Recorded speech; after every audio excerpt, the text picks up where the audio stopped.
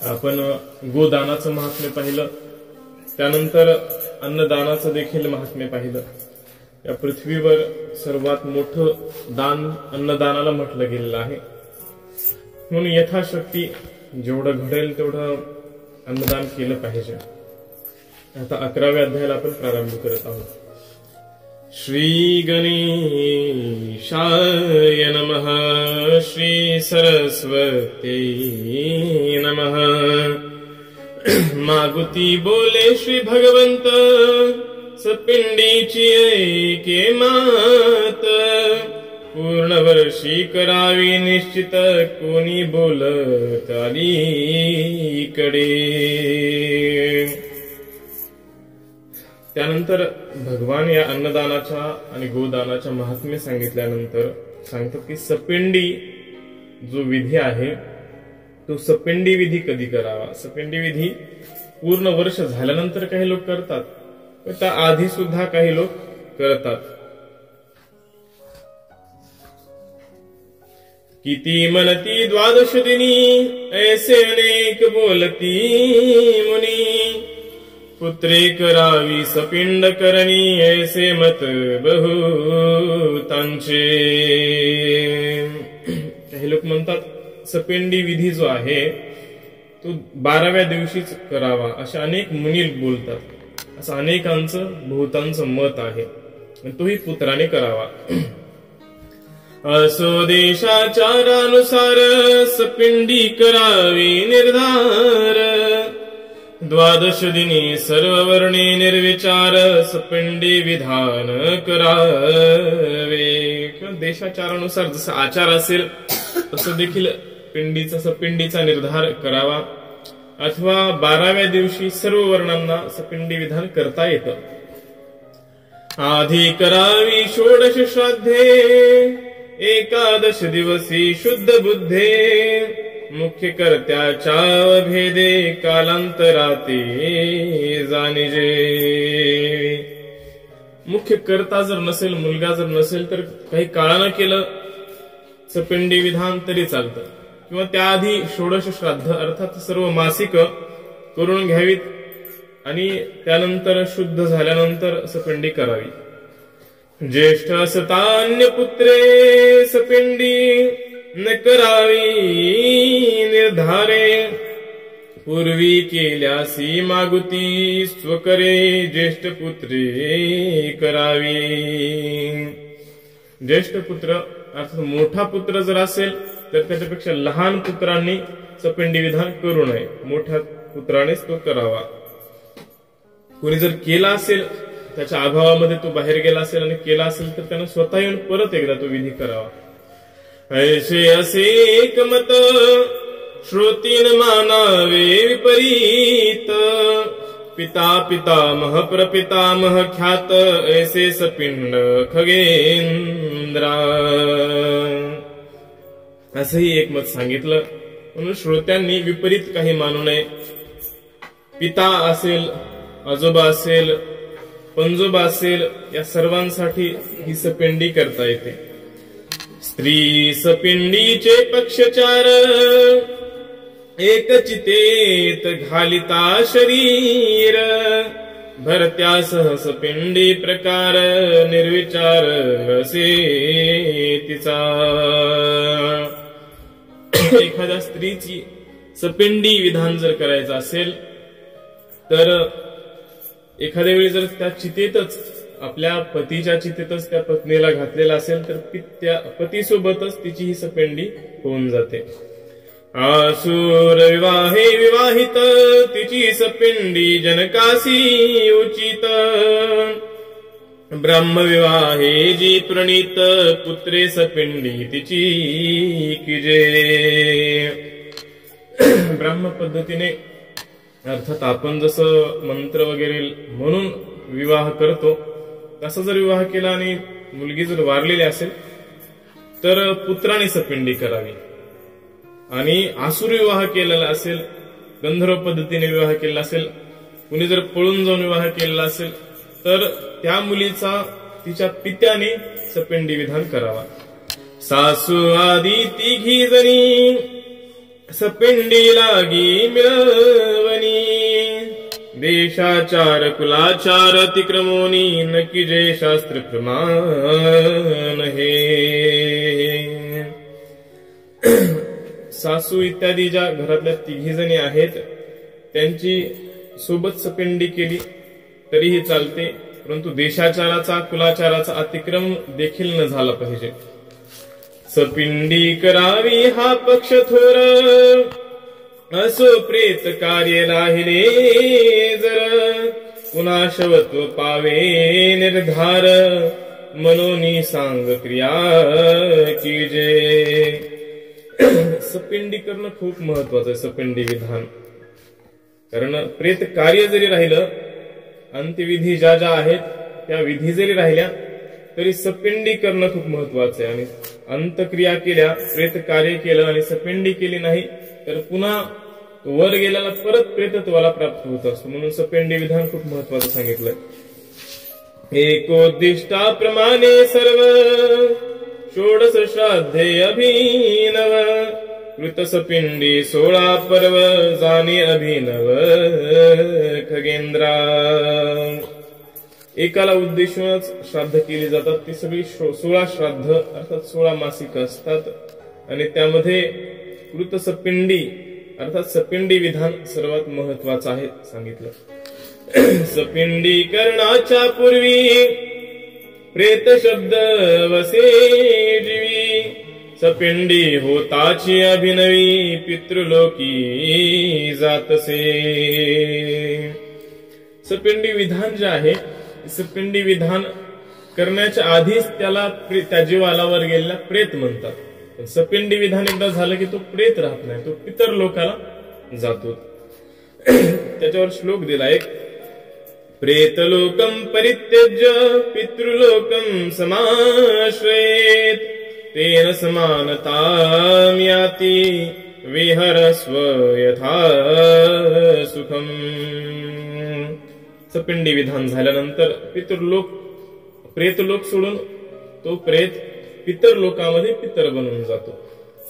या मंत्रे प्रेतासी अर्घ्य देणे तैसेची या मंत्रे पिंडयोग करणे चतुर्थाची निवृत्ती करणे अर्धपिंडार्घ्याच्या ऊर्ध्वपे।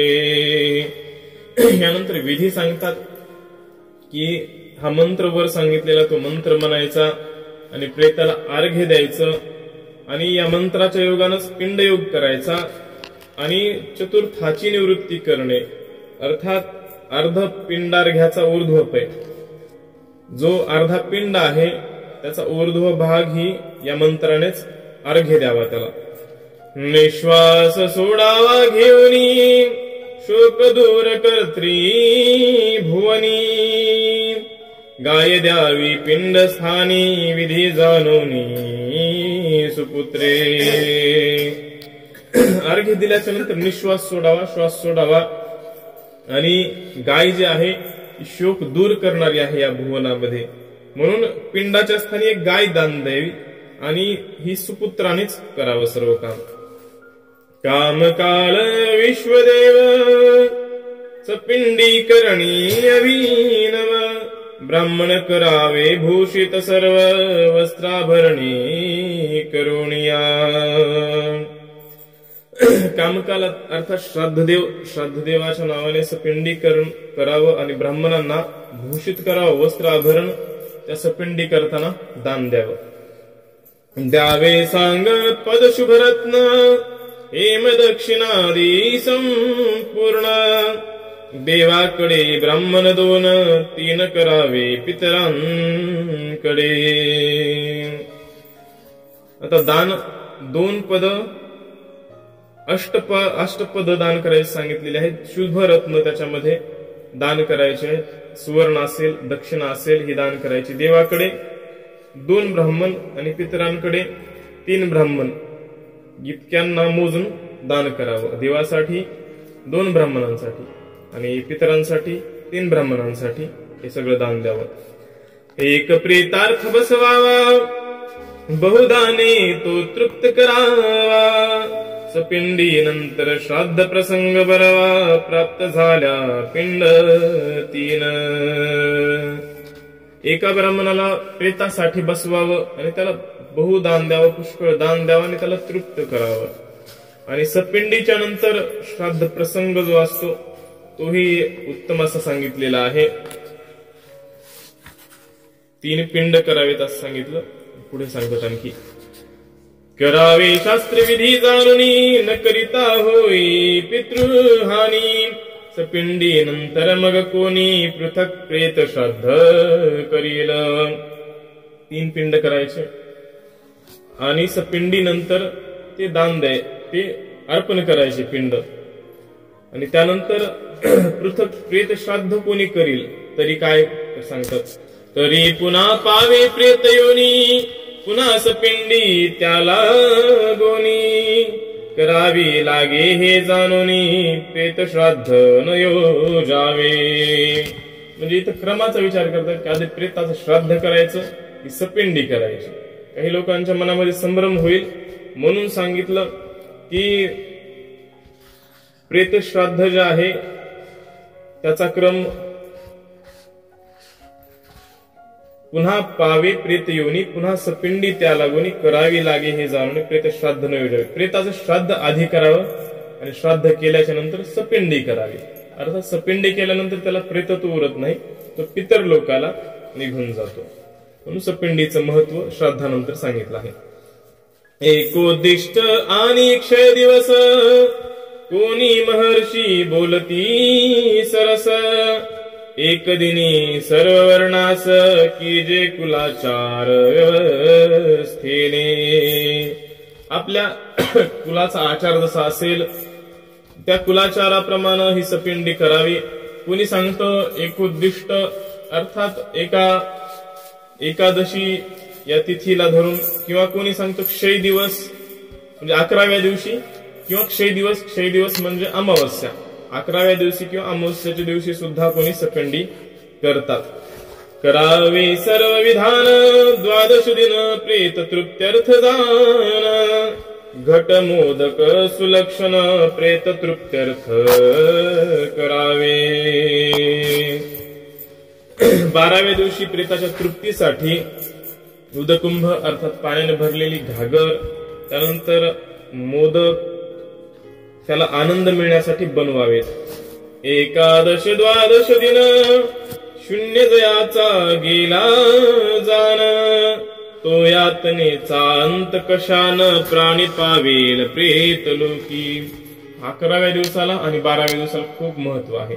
11व्या दिवशी काहीच केलं नाही, 12व्या दिवशी काहीच केलं नाही तर खूप पीडा त्या प्रेताला मिळते, खूप त्रास त्या प्रेताला मिळतो आणि तो काही उद्धार होत नाही त्या प्रेताचा. प्रेत निश्वास कोपाग्रीने कुलक्षय होईल शापाने. दरिद्री आणि दुर्दशेने प्रेत कार्य न करिता पीडतसे. प्रेताला अतिशय राग येतो, अतिशय वाईट वाटतं. अरे आपण ज्यांच्यासाठी जगलो, सगळं आयुष्य घालवलं, ते आपलं 11व्या दिवशी 12व्या दिवशी जे विधान सांगितले ते विधान जर करत नाहीत तर तो शाप देतो. प्रेत शाप देतो. पण पितृदोष जे सांगतात ते या दोषामुळे होतात, जर त्यांचे केलेले नसेल पूर्वी तर. ते सांगतं की हे दरिद्री बनून जातील, त्यांची दुर्दशा होईल असा शाप तो प्रेत देत असतो. म्हणून प्रेतकार्य 11व्या दिवशी 12व्या दिवशी करणं खूप महत्वाचं आहे. जे जे वृद्ध निवेदिती श्राद्ध कृत्य विवाह रीती तैशीच करावी निश्चिती वैदिकी हुनी लौकिक बली. जे जे वृद्ध सांगतात, जशा प्रकारे मोठे लोक सांगतात की श्राद्ध अशा पद्धतीने करावं, विवाह अशा पद्धतीने करावा, तर तो तशाच पद्धतीने करावा. वैदिक रूढीपेक्षा लौकिक रूढी ही जास्त बलवान सांगितलेली आहे. लौकिकामध्ये घरामध्ये जो आचार असेल पूर्वीपासून तो आचार पाळावा. सपिंडी झाली न जोवरी सपिंड शुद्ध तोवरी. अन्न न घ्यावे त्याचे घरी सद्भिक्षुंनी वर्गाशना. जोपर्यंत सपिंडी होत नाही, जोपर्यंत एखाद्या घरामध्ये सपिंडी होत नाही, सपिंड अशुद्ध जोपर्यंत आहे तोपर्यंत जे सद्भिक्षू आहेत, भिक्षुक लोक जे आहेत, त्या भिक्षुकांनी अशा घरामध्ये अन्न घेऊ नये. वर्षान्न ब्राह्मणासी पुत्रे द्यावे द्वादश दिवसी, जलव्यंजन तांबूल लवनासी, इंधन गोरसासी पे द्यावे. पुत्राने वर्षभर ब्राह्मणांना अन्न द्यावं, कोरांना जे सांगितलं आहे ते अन्न द्यावं, आणि 12व्या दिवशी जल दान द्यावं, वेगवेगळी व्यंजन अर्थात पक्वान्न दान द्यावीत, तांबूल अर्थात विडा, त्यानंतर लवण म्हणजे मीठ, आणि इंधन म्हणजे लाकडं वगैरे दान द्यावं, आणि गोरस सुद्धा सांगितलं अर्थात गाईचं दूध ही दान करावं. द्वादशी दिवशी 12व्या दिवशी पुत्राने. अक्षय तृतीया मकर संक्रांती, दुर्वाष्टमीसी प्रेता प्रती, पर्वणीसी यथाशक्ती भक्तिपूर्वक दान करावे. अक्षय तृतीयेला, त्यानंतर मकर संक्रांतीला, आणखी दुर्वाष्टमी अर्थात दुर्गाष्टमीला प्रेतासाठी यथाशक्ती भक्तिपूर्वक दान करावं. नास्तिक बुद्धी अवलंबनी, जो प्रेत कार्य न करी जनी, प्रेत शापे संतती हानी, होय निदानी तयाची.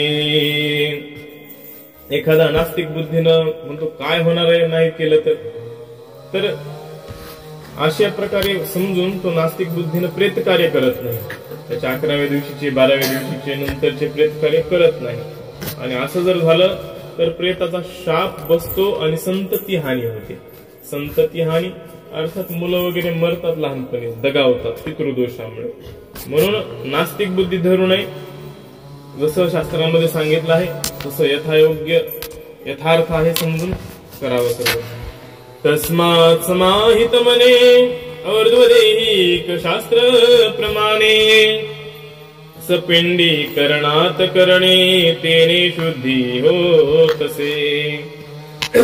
म्हणून समाहित मनानं, एकाग्र मनानं, समाधानी मनानं और्ध्वदेहिक शास्त्रप्रमाणे जेवढे काही आहेत, अर्थात और्ध्वदेहिक म्हणजे मृत्यूनंतर जे जे काही सांगितलेलं आहे ते और्ध्वदेहिक क्रिया सगळ्या करणं महत्वाचं आहे. त्यामध्ये सपिंडीकरण हा विधी खूप महत्वाचा आहे, त्यामुळेच सगळं शुद्ध होतं. प्रेत कार्य जो न करी, तो स्वधर्मासी अनधिकारी, पंक्ती दूषक निर्धारी, गया श्राद्धी अधिकार त्यास नसे. जो प्रेत कार्य करत नाही, जो मुलगा प्रेत कार्य करत नाही, विधी करत नाही, तो अनधिकारी सांगितलाय. स्वधर्मामध्ये अनधिकारी, त्याचा अधिकारच उरला नाही मग.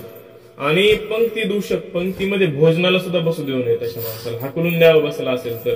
जर त्याने आपल्या वडिलांचं प्रेत कार्य केलेलं नसेल त्याला बसू देऊ नये. आणि अशा माणसाला गयेमध्ये सुद्धा श्राद्ध करण्याला अधिकार मिळत नाही. दर्श श्राद्ध आणि आपर पक्षिक श्राद्ध, सपिंडी झाली असता शुद्ध, निसंदेह करावे. दर्श श्राद्ध, अमावस्येचं श्राद्ध, आणि आपर पक्षिक अर्थात महालयाचं श्राद्ध, हे सपिंडी झाल्यानंतर सगळं शुद्ध होतं. त्यानंतर दर्श श्राद्धही करावं, अमावस्येचं श्राद्धही, आणि महालयाचं श्राद्धही करावं, निसंदेह करावं. महालया म्हणजे महाळ आपण जे म्हणतो तेही करावेत नंतर. करावे भक्तिमान पुत्रे, अभक्तिमतांसी न निर्धारे, प्रिया अनुपनीत शूद्रे, वेद मंत्रे वर्जित कीजे. पुत्र भक्तिमान असेल त्या भक्तिमान पुत्राने ते करावं. अभक्तिमान, ज्यांची श्रद्धा नाही, अशा लोकांनी हे करू नये. उगाच बळजबरीने करून कोणाकडून घेऊही नये. आणि स्त्रिया किंवा मुंज न झालेले शूद्र असतील तर त्यांचं वेद मंत्र न म्हणता हे करावं. विपत्ती ससे अधिकारी पुरुष, तरी अधिकार असे स्त्रियेस, दाहाधिक सपिंडात निशेष, पत्नीने यथाविधी करावे. अधिकारी पुरुष अर्थात मुलगा नसेल किंवा काही अडचणीत असेल तर त्या पत्नीला अधिकार दिलेले. हे सगळे पत्नीला कुठले अधिकार दिले? दाह करणं, त्याला जाळताना जो दाह संस्कार असतो तो दाह संस्कार पत्नी करू शकते. त्यानंतर सपिंडी विधान सुद्धा पत्नी करू शकते. शूद्र स्त्रियांचे न करावे वपन, शूद्रासी नसे मंत्र विधान, मंत्रस्थानी नमः मनोन विधी संपूर्ण करावा. ज्या शूद्र स्त्रिया आहेत त्या शूद्रांच्या स्त्रियांनी वपन करू नये, केस काढू नये. आणि शूद्रांना मंत्रामध्ये विधान म्हणजे शूद्रांनी मंत्र म्हणण्याची काही आवश्यकता नाही. मंत्राच्या जागी फक्त नमः नमः नमः फक्त एवढं म्हणायचं आणि विधी पूर्ण करायचा. निरग्नी स्त्री आणि शूद्र यांचा आम श्राद्ध प्रकार, जेने पितरा तृप्ती फार ऐसे अमान्य देजे. स्त्री निरग्नी असते अर्थात यज्ञ यागादिक स्वतः करत नाही आणि शूद्र सुद्धा स्वतः करत नाहीत. यांचा आमश्राद्ध प्रकार कसा आहे तर यांनी काय करावं, दक्षिणा जी द्यायची, भोजन जे द्यायचे ते शिधा द्यावी. शिधा म्हणजे भोजन पक्वान्न देऊ नये. पितरांना त्याने फार तृप्ती होते शिधेने. साग्निक जरी ब्राह्मण प्रवासी आणि पुत्रजन, द्विज अन्न यांच्या भावी जाण ग्रहणी आम श्राद्ध किजे. जर ब्राह्मण साग्निक असेल अर्थात मंत्रवेत्ता असेल, दररोज अग्निहोत्र करणार असेल त्याच्यासाठी. त्यानंतर प्रवासी आहे एखादा त्या प्रवासासाठी, आणि पुत्र जनन जर कोणाच्या घरामध्ये झालेला असेल त्याच्यासाठी.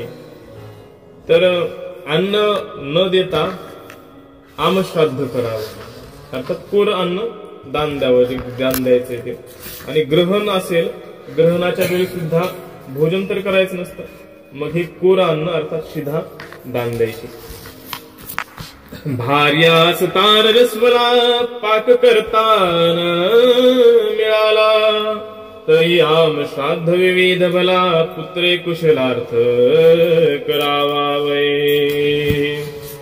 भार्या जर पत्नी त्याची जर मासिक धर्म चालू असेल तर तिने पाक अर्थात स्वयंपाक करण्याची काही गरज नाही. ती जो पुत्र असेल त्याने जे कुळ अन्न असेल, शिधा असेल, ती दान जरी दिली तरी चालतं. दैवयोगे एके दिवसी मरण आले दंपत्यासी, स्त्री सपिंडी पतीसी एकतंत्रे करावी. दैवयोगाने पती पत्नी दोघेही मेले तर वेगवेगळं करायचं का तर नाही. स्त्री सपिंडी एकदाच दोघांची करून टाकायची. एकदाची बहु मेलियासी, क्रियाधिकार असताय कासी, प्रमुखे मुख्य क्रिया यथाविधीसी अन्य प्रतिनिधीने करावी. एकदाच जर बरेच जण मेले तर याच्यामध्ये एकाला अधिकार असतो, एक प्रमुख असतो, त्याच्यामध्ये ज्या क्रिया करायच्या त्याच्यामध्ये एक प्रमुख असतो आणि बाकीचे अन्य प्रतिनिधी सुद्धा येऊ द्यायचे आणि त्यांच्याकडून ते करून घ्यायचं. त्रयोदश दिनी पूर्वांनी पूजावे श्रवणदान मानी, अस्तिक्षेप क्षया लागुनी अनेक श्राद्ध परपक्षी. 13व्या दिवशी पूर्वांनी अर्थात 2 प्रहरांपूर्वी त्या पितरांना पूजावं, त्यानंतर श्रवण करावं, दान द्यावं आणि अस्तिक्षेप क्षया लागुनी अनेक श्राद्ध परपक्षी, आणि पुढच्या पक्षामध्ये आणखी एक श्राद्ध करावं. जरी असेल भक्तिमान पुत्र तरी त्याने करावे निश्चित, अनेक एके मात जी पूर्वी प्रवर्तली. जर भक्तिमान पुत्र असेल, श्रद्धावान पुत्र असेल तर त्याला निश्चित हे सर्व प्रकार करावा. आणखी काय याच्याबद्दल बोलतात तर पूर्वी एक घटना घडलेली सांगतात. स्वयंभुवे यमधर्मासी, राज्य दिधले प्राणी संयमासी, संयमनी पुरी त्यासी राहावयासी दिधली. स्वयंभू अर्थात ब्रह्मदेव, ब्रह्मदेवाने यमधर्माला, यमराजाला राज्य करण्यासाठी एक संयमनी पुरी दिली. प्राण्यांचं संयमन तिथे करायचं, प्राण्यांना तिथे दंड द्यायचा, अशी यमराजाला एक पुरी दिली. पापियांसी कर्मानुसार दंड करावा म्हणून आज्ञोत्तर बोलिल्यावरी यमधर्म कर जोडोनी उत्तर बोलिला. पाप्यांच्या कर्मानुसार हे यमराजा तुम्ही काय करा तर त्या पाप्यांना दंड द्या अशी आज्ञा ब्रह्मदेवानी यमदेवाला दिली. असं बोलल्यानंतर यमधर्म हात जोडले यमधर्माने ब्रह्मदेवांना आणि विचारलं मने अनंत कर्मे नरांची संख्या कैशी कळेल त्यांची ऐसी चिंता परिसोनी त्याची विरिंची ने श्रवण निर्मिले. मग विचारलं यमराजाने प्राणी अनंत आहेत अनंत कोट्यावधी अनंत न मोजण्या इतके प्राणी आहेत आणि त्यांची कर्म सुद्धा अनंत आहेत. मग कुठल्या प्राण्याला कुठल्या कर्माचं फळ कसं द्यायचं मला कसं कळेल. तेव्हा विरिंची अर्थात ब्रह्मदेवाने श्रवण नावाचे देव निर्माण केले. द्वादश संख्यात कुशपत्र प्राणी निर्मिले देवतेची क्षणी तयांसी सर्व लोकांची करणी ब्रह्मवरे कळतसे. ब्रह्मदेवांनी श्रवण नावाचे देव निर्माण केले. ते किती 12 श्रवण देव निर्माण केले आणि त्यांना असा वरदान दिलं त्या श्रवण देवांना की सगळ्या लोकांची सगळी कर्म जेवढे काही अनंत कितीही लोक येऊ द्या ते दिसताच तुम्हाला त्यांची कर्म समजून येतील. जे जे कर्म ज्या ज्या वेळी मनुष्य करती ज्या ज्या स्थळी काया वाचा मनमेळी करोनी प्राणी करीती जे जे कर्म ज्या ज्या वेळी करतील लोक ज्या ज्या ठिकाणी करतील ते ठिकाण सुद्धा तुम्हाला समजेल. शरीरानं काय केलं असेल शरीरानं कर्म जे केलं असेल ते सुद्धा कळेल. मनातून जे कर्म करतात विचार जे करतात ते विचार सुद्धा तुम्हाला कळतील.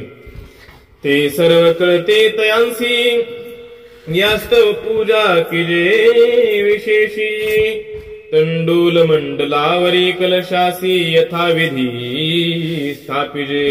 विधी सांगतात कसा आहे. म्हणून काय करायचं तर त्यांची पूजा करायची श्रवण देवांची. तंडूल मंडल अर्थात तांदळाचं एक मंडल करायचं गोलाकार तांदूळ ठेवायचे आणि त्याच्यावर कलश ठेवायचा स्थापन करायचा कलश. उपरी लक्ष्मी नारायण मूर्ती हैमी रोपी ताम्रमयी निश्चिती अथवा शालिग्राम पूजा महती करावी निवृत्ती खगेंद्रा.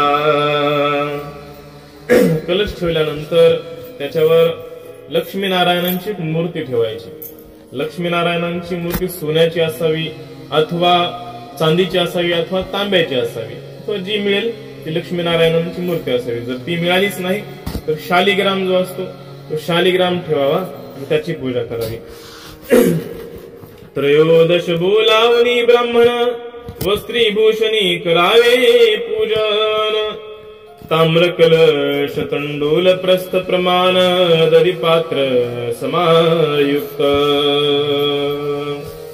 13 ब्राह्मणांना बोलायचं आणि त्यांना वस्त्रदान करायचं भूषण अलंकार वगैरे दान करायचं त्यांचं पूजन करायचं. तांब्याची कळशी असेल तांब्याचा कलश असेल तो दान द्यायचा. तंडूल द्यायचे तांदूळ द्यायचे. तांदूळ किती द्यायचे तर प्रस्थ प्रमाण अर्थात एक शेरभर तांदूळ त्यांना दान द्यायचे. दही पात्र समायुक्त आणि दह्याने भरलेले पात्र सुद्धा त्याच्यासोबत द्यायचं. आणि फलमुद्रा समन्वित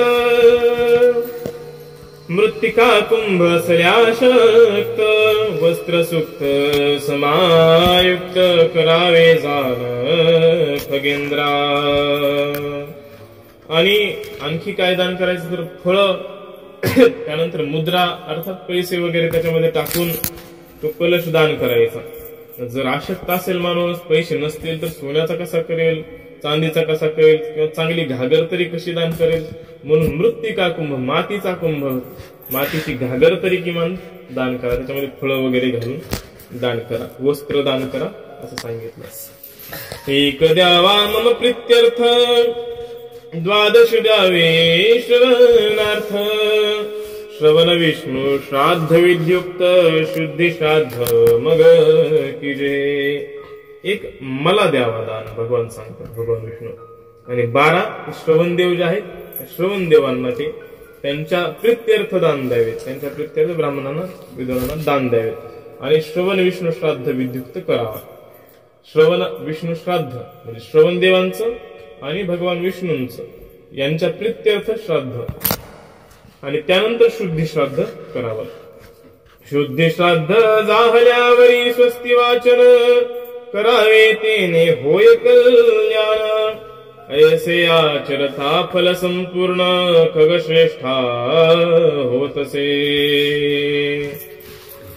शुद्धी श्राद्ध झालं की शुद्धी श्राद्धानंतर पुण्यहा वाचन किंवा स्वस्ती वाचन करायचं. वेदाचे जे सुरुवातीचे मंगलाचरणाचे मंत्र ते म्हणायचे आणि त्यानंतर अशा प्रकारे कल्याण होतं, संपूर्ण फळ मिळतं स्वस्ती वाचन केल्यानंतर. ऐसे गरुडासी भगवंत श्रवण पूजन निवेदित सूत ऋषी प्रति सांगत माधव विनवी श्रोतया.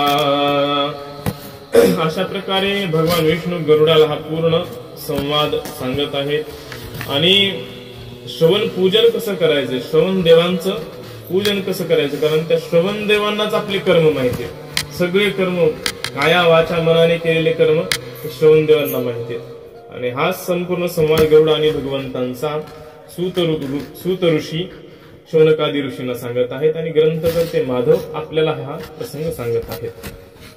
इति श्री गरुड पुराणे प्रेतकल्पे गरुड नारायण संवादे शौनोपाख्यानं नाम एकादशोऽध्यायः. श्रीकृष्णार्पणमस्तु.